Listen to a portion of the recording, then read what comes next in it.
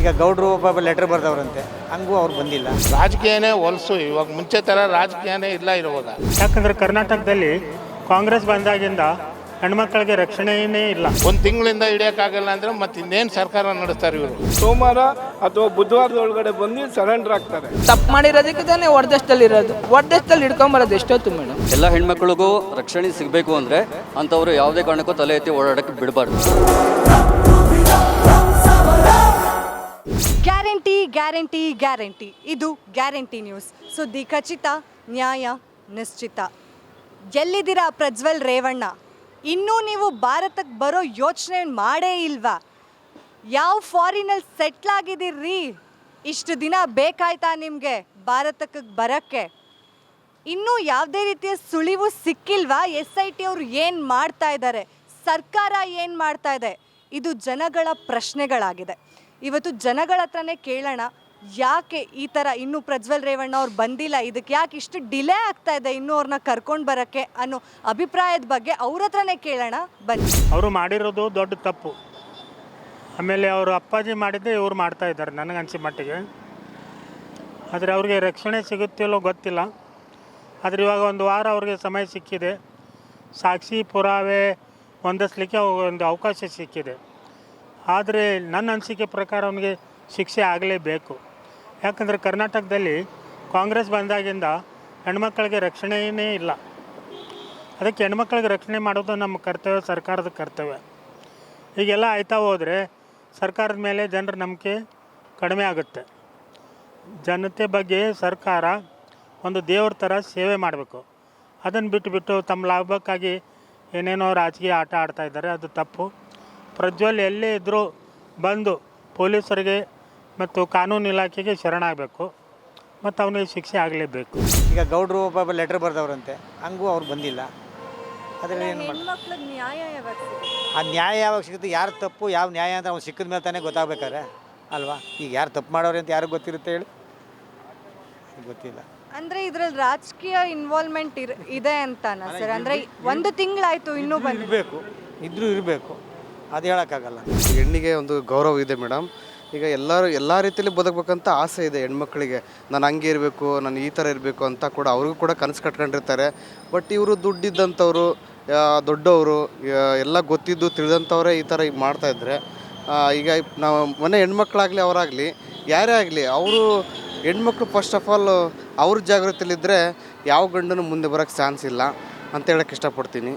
But ಅವ್ರಿಗೆ ಎಲ್ಲಿದ್ದಾರೋ ಅಂತ ನಮಗೂ ಸಹ ಗೊತ್ತಿಲ್ಲ. ಬಟ್ ಎಲ್ಲ ಮಾಧ್ಯಮರು ತಿಳಿಸೋದು ಇದು ಒಂದೇ, ಎಲ್ಲಿದ್ದಾರ ಏನಂತ ಹುಡುಕ್ತಾ ಇದ್ದಾರೆ.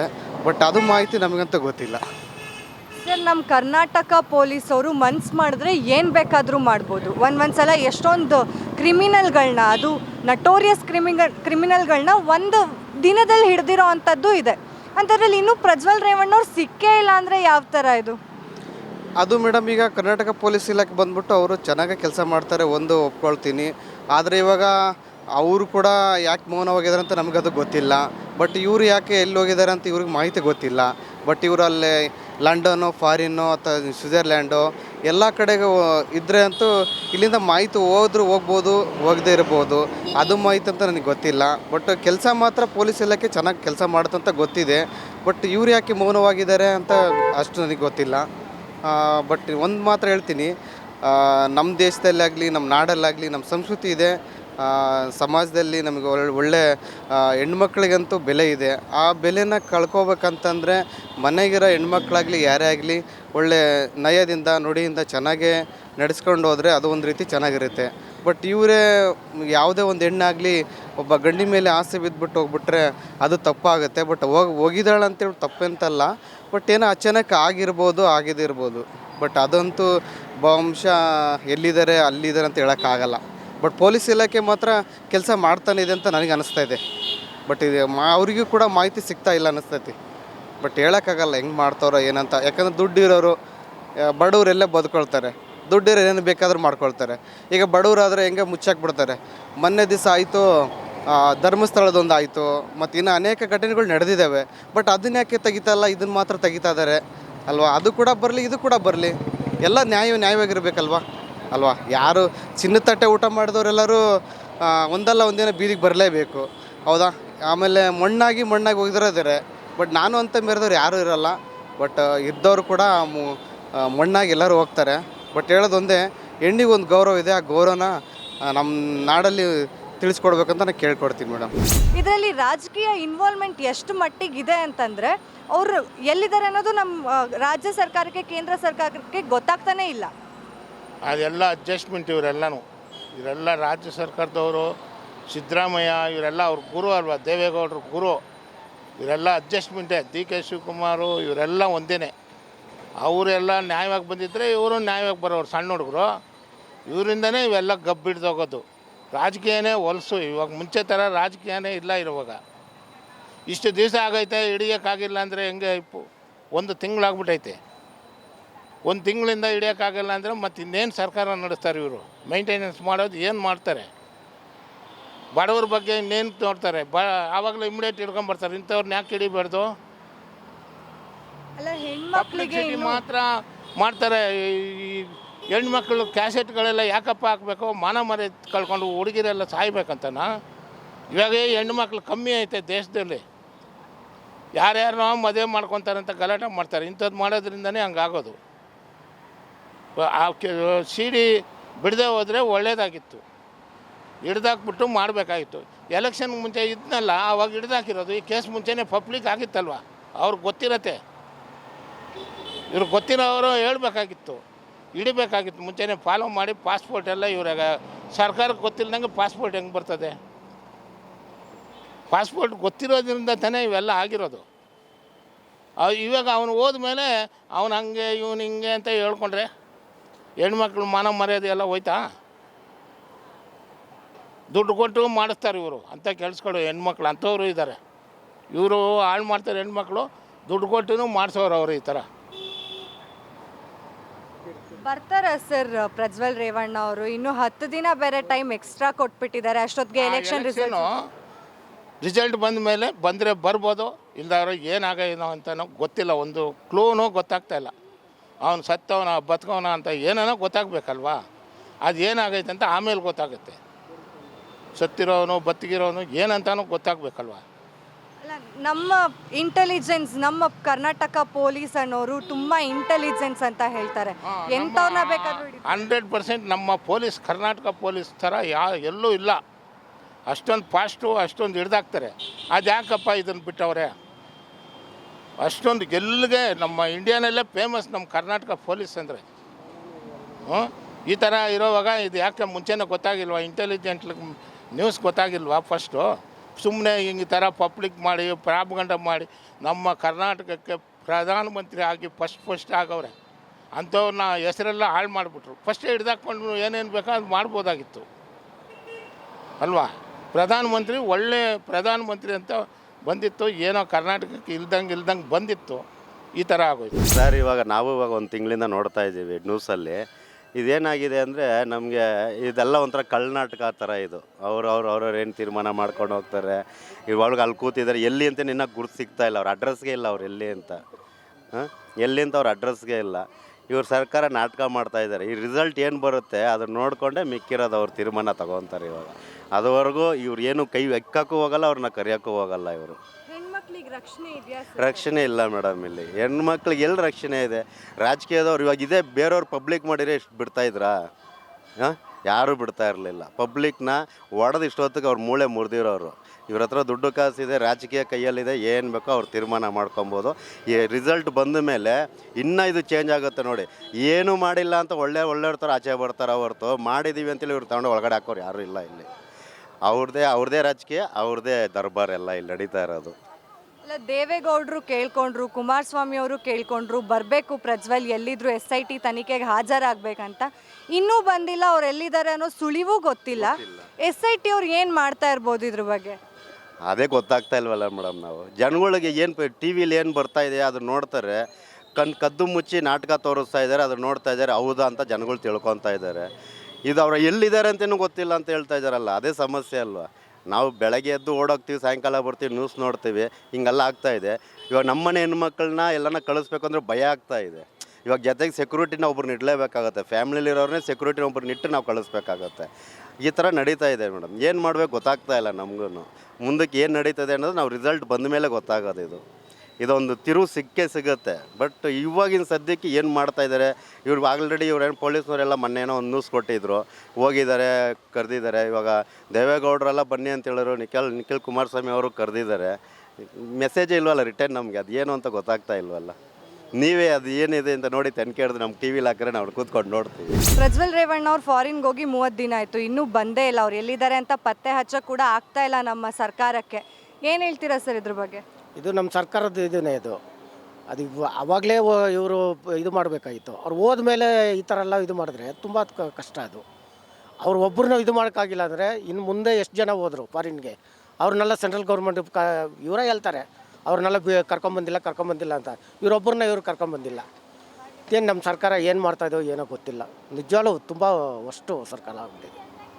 ಕೇಳಿದ್ರೆ SIT ತನಿಖೆ ಕೊಟ್ಟಿದ್ದೀವಿ, SIT ಅವರು ಇನ್ವೆಸ್ಟಿಗೇಷನ್ ಮಾಡ್ತಾ ಇದ್ದಾರೆ, ತನಿಖೆ ಮಾಡ್ತಾ ಇದ್ದಾರೆ, ಹೇಳ್ತಾರೆ ಎಲ್ಲಿದ್ದಾರೆ ಅನ್ನೋದೆಲ್ಲ ಬರೀ ಬರ್ತಾ ಇದೆ. ನೋಡ್ತಾ ತಿಂಗಳೇ ಆಗೋಯ್ತು ಅವ್ರು ತಪ್ಪಿಸ್ಕೊಂಡು. ಇನ್ನೂ ಹೆಣ್ಮಕ್ಳಿಗೆ ಯಾವುದೇ ರೀತಿಯ ನ್ಯಾಯ ಕೂಡ ಸಿಕ್ಕಿಲ್ಲ. ನ್ಯಾಯನೂ ಸಿಕ್ಕಿಲ್ಲ, ಏನಿಲ್ಲ. SIT ಮಾಡಿ ಏನು ಪ್ರಯೋಜನ ಇದೆ? ಅದೇನೋ ಹೇಳ್ತಾರೆ, ಅವ್ರ ಬಗ್ಗೆ ಇವ್ರು ಹೇಳ್ತಾರೆ, ಇವ್ರ ಬಗ್ಗೆ ಅವ್ರು ಹೇಳ್ತಾರೆ. ಇದೇನೇ ಕತೆ. ಇವಾಗ ಇವರು ಕಾಂಗ್ರೆಸ್ ಅವ್ರ ಬಗ್ಗೆ ಇವ್ರು ಹೇಳ್ತಾರೆ, BJP ಬಗ್ಗೆ ಅವ್ರು ಹೇಳ್ತಾರೆ. ಇವರಿಬ್ಬರದ್ದೇ ಇದು. ನಾವು ಗೌರ್ಮೆಂಟ್ ಏನು ನಡೀತಾ ಇದೆ ಅಂತ ಗೊತ್ತಿಲ್ಲ. ಈ ಸಿದ್ದರಾಮಯ್ಯ ಅವ್ರದ್ದು, ಇವ್ರದ್ದೇ ಕತೆ ನಾವು ಕೇಳಬೇಕಾಗುತ್ತೆ. ಗೌರ್ಮೆಂಟ್ ಜನಗಳಿಗೆ ಏನು ಮಾಡ್ತಾ ಇದ್ದಾರೆ ಅಂತ ಗೊತ್ತಿಲ್ಲ. ಇಲ್ಲಿ ಬಲಿಯಾಗಿರೋದು ರೇವಣ್ಣ ಅವರಲ್ಲ ಮತ್ತು ಪ್ರಜ್ವಲ್ ರೇವಣ್ಣ ಅವರಲ್ಲ, ಸಾಮಾನ್ಯ ಹೆಣ್ಮಕ್ಳು ಸರ್. ಅವರು ಎಲ್ಲಿ ನೋಡಿದ್ರು ಅವ್ರ ವೀಡಿಯೋಗಳು ಫೋನ್ಗಳಲ್ಲಿ ಲಭ್ಯ ಇದೆ. ಎಷ್ಟೊಂದು ಜನ ಫೋನ್ಗಳಲ್ಲಿ ಅವ್ರ ವೀಡಿಯೋಗಳು ಹರಿದಾಡ್ತಾ ಇದೆ ಅಂತಂದರೆ ಇಲ್ಲಿ ಬಲಿಯಾಗಿರೋದು ಸಾಮಾನ್ಯ ಹೆಣ್ಮಕ್ಳು. ಅವ್ರಿಗೆ ನ್ಯಾಯ ಬೇಡವಾ? ನ್ಯಾಯ ಬೇಕೇ ಬೇಕು. ಪಾಪ ಅವ್ರದ್ದು ಎಲ್ಲ ಆಚೆ ಬಿಡಲೇಬಾರ್ದು, ಟಿ ವಿನೆಲ್ಲ ಬರಲೇಬಾರ್ದಾಗಿತ್ತು. ಪಾಪ ಅವರೆಲ್ಲ ಬಡಮಕ್ಕಳು, ಬಡವರು, ಯಾರೋ ಇಲ್ಲಿ ಸಿಟಿನಲ್ಲಿರೋರು ಎಲ್ಲ ತಿಳಿದಿರೋರು ಏನಿಲ್ಲ. ಪಾಪ ಅವ್ರಿಗೆಲ್ಲ ಏನು ತಿಳುವಳಿಕೆ ಇದೆ? ಏನಿಲ್ಲ. ಅವ್ರನ್ನೆಲ್ಲ ಈ ಥರ ಬಲಿಗಡ ಮಾಡಿಕೊಂಡು ಈ ಥರ ಮಾಡೋದು ತುಂಬ ತಪ್ಪು. ಅದು ಮಕ್ಕಳಿಗೆ ಏನು ಇದು ಹೆಣ್ಮಕ್ಳಿಗೆ ಏನು ಇದು ಇಲ್ಲ. ಯಾರೋ ಹೇಳ್ಕೊಟ್ಟವ್ರೆ, ಅವ್ರು ಮಾಡ್ತವ್ರೆ. ಅವ್ರಿಗೆ ಪಾಪ ಏನು ಗೊತ್ತಿಲ್ಲ. ಅವರು ಸ್ವಲ್ಪ ತಿಳ್ಕೊಬೇಕಾಗಿತ್ತು. ಅವ್ರಿಗೆ ಅಷ್ಟು ಅರಿವಿಲ್ಲ ಅನಿಸುತ್ತೆ. ಮೋಸ್ಟ್ಲಿ ಅರಿವಿತ್ತಿದ್ರೆ ಇಷ್ಟುವರೆಗೂ ಆಗ್ತಾ ಇರಲಿಲ್ಲ. ಪಾಪ ಏನು ಮಾಡೋಕ್ಕಾಗುತ್ತೆ ಅಂತ ಗೊತ್ತಿಲ್ಲ. ಇವಾಗ ಯಾವಾಗ ಕರ್ಕೊಂಬರ್ತಾರೋ ಪಾಪ ದೇವೇಗೌಡರು ಹೇಳಿದ್ರು ಪಾಪ ಅಂತ. ಅವನು ಏನು ಮಾಡ್ತಾನೋ, ಎಲ್ಲಿ ಕೂತ್ಕೊಂಡು ಏನು ಮಾಡ್ತಾವನೋ ಗೊತ್ತಿಲ್ಲ. ಇವಾಗ ಇದು ಎಲ್ಲ ಸೀಜ್ ಮಾಡಬೇಕು ಅಂತ ಹೇಳವ್ರೆ, ಹೇಳ್ತಾನೆ ಅವರೇ. ಇನ್ನೂ ಮಾಡಿಲ್ಲ. ಅದೇನು ಮಾಡಿದ್ರೆ ಏನು ಬರ್ತಾರೋ ಏನೋ. ಅಲ್ಲ, ಇದ್ರ ಬಗ್ಗೆ ಪ್ರಜ್ವಲ್ ರೇವಣ್ಣ ಅವ್ರಿಗೆ ಏನು ಶಿಕ್ಷೆ ಆಗಬೇಕು ಸರ್? ಏನು ಶಿಕ್ಷೆ ಕೊಡಬೇಕು? ಅದು ಏನು ಮಾಡಿದಾರೋ ಅದಕ್ಕೆ ಇನ್ವಿಟೇಷನ್ ಮಾಡ್ತಾವ್ರೆ. ಅದರಲ್ಲಿ ಶಿಕ್ಷೆ ಆಗಲೇಬೇಕು. ಅದರಲ್ಲಿ ಯಾವ ಕತೆ ಇದೂ ಬೇಡ. ಹೆಣ್ಮಕ್ಳಿಗೆ ಒಂದು ಇದು ಆದರೆ ಶಿಕ್ಷೆ ಆಗಲೇಬೇಕು, ಯಾರೇ ಇದ್ರೂ ಸರಿ. ಆಲ್ಮೋಸ್ಟ್ 1 ಮಂತ್ ಆಯಿತು ಪ್ರಜ್ವಲ್ ರೇವಣ್ಣ ಅವ್ರು ಫಾರಿನ್ಗೆ ಹೋಗಿ, ಇನ್ನೂ ಸಹ ಸುಳಿವೇ ಇಲ್ಲ ಅವ್ರು ಎಲ್ಲಿದ್ದಾರೆ ಅಂತ. ಹೆಣ್ಮಕ್ಳಿಗೇನು ನ್ಯಾಯ ಸಿಗುತ್ತಾ ಇಲ್ವಾ ಇಂಥ ಸರ್ಕಾರದಲ್ಲಿ? ಫಸ್ಟ್ ಆಫ್ ಆಲ್ ನಾನು ಹೇಳಬೇಕು ಅಂದರೆ Congress government corruption government. So Congress ಬಂತು ಅಂದರೆ rowdyism first, on the priority basis rowdyism ಫಸ್ಟಲ್ಲಿರುತ್ತೆ. Next Prajwal Revanna, he is unfit to be a politician. ಅವನಿಗೆ ಅವರು ಇವರು ಅಂತ ಮರ್ಯಾದೆ ಕೊಡಬೇಡಿ ಯಾರು. ಯಾಕೆಂದರೆ ಹೆಣ್ಮಕ್ಳಿದಾರಲ್ಲ, they are suffering a lot and they have suffered a lot. ಕೆಲವ್ರು ಹೇಳ್ತಾರೆ 2500 ಮೆಂಬರ್ಸ್ಗೆ ಮೊಲೆಸ್ಟ್ ಮಾಡಿದ್ದಾನೆ ಅಂತ. ಬಟ್ ನಿಜ ಇರ್ಬೋದು. ಬಟ್ ಆದಷ್ಟು ಬೇಗ ಹಿಡ್ಕೊಂಬಂದು life long he should be in a prison. ದಯವಿಟ್ಟು ಎಲ್ಲ ಹೆಣ್ಮಕ್ಳಿಗೂ ರಕ್ಷಣೆ ಸಿಗಬೇಕು ಅಂದರೆ ಅಂಥವರು ಯಾವುದೇ ಕಾರಣಕ್ಕೂ ತಲೆ ಎತ್ತಿ ಓಡಾಡೋಕ್ಕೆ ಬಿಡಬಾರ್ದು ಮೇಡಮ್. ಅಷ್ಟೇ ಹೇಳೋದು. He is unfit to be a politician. Sir, ಅಲ್ಲ, 1 ತಿಂಗಳಾಯಿತು, ಇನ್ನೂ ಯಾವುದೇ ಥರ ಸುಳಿವಿಲ್ಲ ಅಂತಂದರೆ ಸರ್ಕಾರ ಏನು ಮಾಡ್ತಾ ಇರ್ಬೋದು? ಕೇಂದ್ರ ಸರ್ಕಾರ ಆಗಿರ್ಬೋದು, ರಾಜ್ಯ ಸರ್ಕಾರ ಆಗಿರ್ಬೋದು, ಬರೀ ರಾಜಕೀಯ ಮಾಡ್ಕೊಂಡು ಕೂತ್ಕೊಂಡಿದ್ದಾರೆ ಹೊರತು ಹೆಣ್ಮಕ್ಳಿಗೆ ಯಾರೂ ಪ್ರಯತ್ನನೂ ಪಡ್ತಾ ಇಲ್ಲ ನ್ಯಾಯ ಕೊಡಿಸ್ಬೇಕಂತ. ಖಂಡಿತ ಮೇಡಮ್, ಅದು ಜೀನ್ಸಲ್ಲಿ ಬಂದುಬಿಟ್ಟಿದೆ. ಪಾಲಿಟಿಷಿಯನ್ಸ್ ಅವ್ರ ಜೀನ್ಸಲ್ಲೇ ಇದೆ. ರಕ್ಷಣೆ ಕೊಡಬೇಕು ಅಂತಿಲ್ಲ ಅವ್ರಿಗೆ. ಅವರು ದುಡ್ಡು ಮಾಡ್ಕೋಬೇಕು ಇದು ಅವ್ರ ತಲೆ ಮಾರು ಅವರೆಲ್ಲ ಚೆನ್ನಾಗಿದ್ದರೆ ಸಾಕು. But women especially they are not getting any kind of security. So ಹಾಗಾಗಿ ರಾಜಕೀಯ ಅವ್ರ ಮೇಲೆ ಬ್ಲೇಮ್ ಮಾಡ್ತಾರೆ, ಇವ್ರ ಮೇಲೆ ಬ್ಲೇಮ್ ಮಾಡ್ತಾರೆ. ಸೊ ಬ್ಲೇಮಿಂಗ್ ಪಾಲಿಟಿಕ್ಸ್ ಅಷ್ಟೇ ಇಲ್ಲಿ ನಡೀತಿರೋದು. ಅಲ್ಟಿಮೇಟ್ಲಿ ಸಫರರ್ಸ್ ಆರ್ ನಮ್ಮಂಥ ಕಾಮನ್ ಪೀಪಲ್. ಸರ್, ಆದರೂ ತುಂಬ ಜನ ಎಷ್ಟು ಕೆಟ್ಟದಾಗಿ ಹೇಳ್ತಾರೆ ಅಂತಂದರೆ ಹೇಳೋಕ್ಕೆ ಒಂಥರ ಮುಜುಗರ ಆಗುತ್ತೆ ಹುಡುಗಿಯಾಗಿ. ಅಲ್ಲ, ನೀವು ಏನು ನೀವು ಹೆಣ್ಮಕ್ಳಿಗೆ ನಿಮ್ಗೇನು ಬುದ್ಧಿ ಇರಲಿಲ್ವಾ, ನಿಮ್ಗೇನು ತಲೆ ಇರಲಿಲ್ವಾ ಇದು ಮಾಡಬೇಕಾದ್ರೆ ಅಂತ. ಅದು ಒಂಥರ ನಮಗೆ ಒಂಥರ ಮುಜುಗರ ಆಗುತ್ತೆ. ಅವ್ರ ಸಿಚುಯೇಷನ್ನ ನಾವು ಯೋಚನೆ ಮಾಡಿರಲ್ಲ ಇಲ್ಲಿ ಕೂತು. ಖಂಡಿತ ನೀವು ಹೇಳಿದ್ದು ಪಾಯಿಂಟ್ ವ್ಯಾಲಿಡ್ ಪಾಯಿಂಟೇ. ಬಟ್ ದುಡ್ಡಿದೆಯಲ್ಲ ಮೇಡಮ್ ಅವ್ರ ಹತ್ರ, ಆ ದುಡ್ಡು ಮತ್ತು ಆ ಪವರ್ ಅನ್ನೋದಿದೆಯಲ್ಲ, ಅದು ಎರಡು ಹೆಣ್ಮಕ್ಳು ತಲೆ ಬಗ್ಗಿಸ್ಲೇಬೇಕು, ಆ ಟೈಪ್ ಮಾಡಿಬಿಡ್ತಾರೆ. ಸೊ ಇದೆಲ್ಲ ಹೋಗಬೇಕು ಅಂದರೆ ಜನ, public, everybody should vote to the correct person ಹೇಳೋದು. ಈವನ್ ಇಂಡಿಪೆಂಡೆಂಟ್ ಕ್ಯಾಂಡಿಡೇಟ್ ಇರ್ಬೋದು, ಕ್ಯಾಂಡಿಡೇಟ್ ನೋಡಿ ವೋಟ್ ಮಾಡಿ ಅಂತ ನಾನು ಹೇಳ್ತೀನಿ. ಸರ್, ಇನ್ನೂ ಬಂದಿಲ್ಲ ಪ್ರಜ್ವಲ್ ರೇವಣ್ಣ ಅವರು, ಎಲ್ಲಿದ್ದಾರೆ ಅಂತ ಕೂಡ ಜನ ಗೊತ್ತೇ ಇಲ್ಲ. ಏನು ಮಾಡ್ತಾ ಇದೆ ಕೇಂದ್ರ ಸರ್ಕಾರ ಮತ್ತು ರಾಜ್ಯ ಸರ್ಕಾರ? ಇಬ್ಬರು ಸೇರಿ ಕೆಲಸ ಮಾಡಿದ್ರೆ ಬೇಗ ರಿಸಲ್ಟ್ ಬರುತ್ತೆ. ಇಬ್ಬರು ಸೇರ್ಕೊಂಡು ಜಡ್ಜ್ಮೆಂಟ್ ತೊಗೊಂಡು ಮಾಡಬೇಕು, ಜನರಿಗೆ ನ್ಯಾಯ ದೊರಕೋ ಥರ ಮಾಡಿಕೊಡ್ಬೇಕು. ಇಬ್ಬರು ಸೇರಿ, ಸ್ಟೇಟ್ ಗೌರ್ಮೆಂಟ್ ಸೆಂಟ್ರಲ್ ಗೌರ್ಮೆಂಟ್ ಇಬ್ಬರು ಸೇರಿ ವರ್ಕ್ ಮಾಡಿದ್ರೆ ಕೆಲಸ ಆಗುತ್ತೆ. ನಮ್ಮ ಪೊಲೀಸ್ ಡಿಪಾರ್ಟ್ಮೆಂಟ್ ತುಂಬ ಇಂಟೆಲಿಜೆಂಟ್ ಡಿಪಾರ್ಟ್ಮೆಂಟ್ ಅಂತ ಹೇಳ್ತಾರೆ. ಅದರಲ್ಲಿ ಸ್ಪೆಷಲ್ ಫೋರ್ಸ್ನೇ ಇದು ಮಾಡಿದ್ದಾರೆ, ಅಂದರೆ SIT ಅವ್ರನ್ನ ಇದು ಮಾಡಿದ್ದಾರೆ, ಸೆಟ್ ಮಾಡಿದ್ದಾರೆ. ಅಂಥದ್ರಲ್ಲಿ ಇನ್ನೂ ಅವ್ರ ಕೈಯಲ್ಲಿ 30 days ಆಯಿತು ಹಿಡ್ಕೊಂಬರೋಕ್ಕಾಗಿಲ್ಲ ಪ್ರಜ್ವಲ್ ರೇವಣ್ಣ ಅವ್ರನ್ನ. ಅಂದರೆ ಏನು ರಾಜಕೀಯ ಕುತಂತ್ರ ನಡೀತಾ ಇರಲ್ಲ? ರಾಜಕೀಯ ಇದೆಯೋ ಇಲ್ಲ ಲೀಗಲ್ ಪ್ರೋಸೆಸ್ಸೇ ಆ ಥರ ಇದೆಯೋ ನಮಗೆ ಗೊತ್ತಿಲ್ಲ. ಗೊತ್ತಿಲ್ಲದಿರೋದು ನಾವು ಕಮೆಂಟ್ ಮಾಡಬಾರ್ದು. ಬಟ್ ಪ್ರಯತ್ನ ಖಂಡಿತ ಮಾಡ್ತಾ ಇದ್ದಾರೆ, ಆಗತ್ತೆ ಕೆಲಸ. ಪ್ರಜ್ವಲ್ ರೇವಣ್ಣ ಅವ್ರು ಎಲ್ಲಿದ್ದಾರೆ? ಕೇಂದ್ರ ಸರ್ಕಾರ, ರಾಜ್ಯ ಸರ್ಕಾರ ಏನು ಮಾಡ್ತಾ ಇದ್ದಾರೆ? ಮೇಡಮ್, ಮೊದಲನೇ ಬಾರಿಗೆ ರಾಜ್ಯ ಸರ್ಕಾರದ್ದೇ ತಪ್ಪು. ಆ ಪೆನ್ ಡ್ರೈವ್ ರಿಲೀಸ್ ಮಾಡಿದ್ರಲ್ಲ, ಅವಾಗ ಕರ್ನಾಟಕದಲ್ಲೇ ಇದ್ದರು. ಯಾರು? ಪ್ರಜ್ವಲ್ ಅವರು. ಈ ಗೋರ್ಮೆಂಟು ಮೇಯ್ನು ರಾಜ್ಯ ಸರ್ಕಾರನೇ ಹೊಣೆ. ಅವರು ತಪ್ಪಿಸ್ಕೊಂಡು ಹೋಗೋಕ್ಕೆ ಅವರೇ ಕಾರಣ. ಅವರು ಇವತ್ತೆಲ್ಲ ನಾಳೆ ಸೋಮವಾರದೊಳಗಡೆ ಬರ್ತಾರೆ, ಖಂಡಿತ ಬರ್ತಾರೆ. ಇದು ಬೇಕಾದ್ರೆ ರಿಲೇ ಮಾಡಿ ಸೋಮವಾರ ಅಥವಾ ಬುಧವಾರದೊಳಗಡೆ ಬಂದು ಸರೆಂಡರ್ ಆಗ್ತಾರೆ. ಇನ್ನೊಂದು ಮೇಡಮ್, SIT ಮಾಡಿದೆ ತಪ್ಪು. SIT ಅಂಡರ್ ಯಾರ ಜೊತೆ, ಯಾರು ಅಂಡರ್ ರಾಜ್ಯ ಸರ್ಕಾರದಲ್ಲಿ ಬರುತ್ತೆ. ಅವ್ರೇನು ಮಾಡ್ತಾರೆ? ಒಪಿನಿಯನು ಸರ್ಕಾರದ ಪರವಾಗೇ ಕೊಡಬೇಕು. ಆದ್ದರಿಂದ ಈ ಎಂಟೈರ್ ಪೆನ್ ಡ್ರೈವು ಪ್ರಜ್ವಲ್ ಕೇಸ್ನ CBI ಕೊಟ್ಟರೆ ಯಾರ್ಯಾರು ಎಲ್ಲ ಬರ್ತಾರೋ ಆಚೆಗೆ. ಆದ್ದರಿಂದ ಇದು ಪ್ರಜ್ವಲ್ ಮಾಡಿದವ್ರು ತಪ್ಪು. ಅವ್ರಿಗೆ ಕಾನೂನು ಅಡಿಯಲ್ಲಿ ಏನು ಕ್ರಮ ಆಯ್ತದೋ ಅದಾಗುತ್ತೆ. ಆದರೆ ರಾಜ್ಯ ಸರ್ಕಾರ ಅವ್ರು ಬಿಟ್ಟಿದ್ದೇ ತಪ್ಪಾಯಿತು.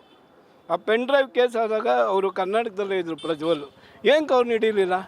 ಅಷ್ಟು ಇಂಟೆಲಿಜೆನ್ಸ್, ಅಷ್ಟು ಫೇಲ್ಯೂರ ಕರ್ನಾಟಕದ್ದು.